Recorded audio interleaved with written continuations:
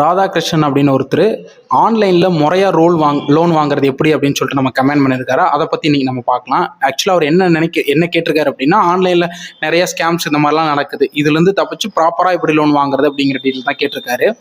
First என்ன பண்ணணும்னா, நீங்கள் ஒருத்தர்கிட்ட யார்ட்டையாவது அப்ளை பண்ணுறீங்க லோனில், வாட்ஸ்அப்லேயோ இல்லை இன்ஸ்டாகிராமில், ஃபேஸ்புக்கில் யாராவது நம்பர் பார்த்துட்டு கால் பண்ணி அவங்களுக்கு அப்ளை பண்ணுறீங்க அப்படின்னா, அந்த பர்சன் பிஃபோராக ஏதாவது அமௌண்ட் வாங்குறாரா இல்லையா அப்படிங்கிறத மட்டும் ஒரு கன்ஃபர்மேஷன் பண்ணிக்கோங்க. முன்னாடி காசு கேட்குறாங்க அப்படின்னா கண்டிப்பாக கொடுத்து ஏமாற வேண்டாம்.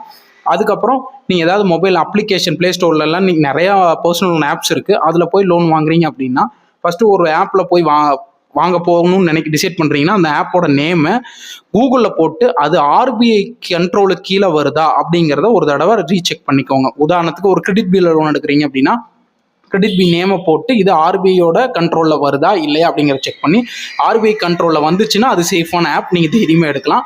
அதில் அப்படி வரல அப்படின்னா அதை தயவு செஞ்சு எடுக்க வேண்டாம். இது மாதிரி வேறு ஏதாவது டவுட்ஸ் இருந்துச்சுன்னா கமெண்ட் பண்ணுங்கள், அதுக்கான கிளாரிஃபிகேஷன் நான் உங்களுக்கு தரேன்.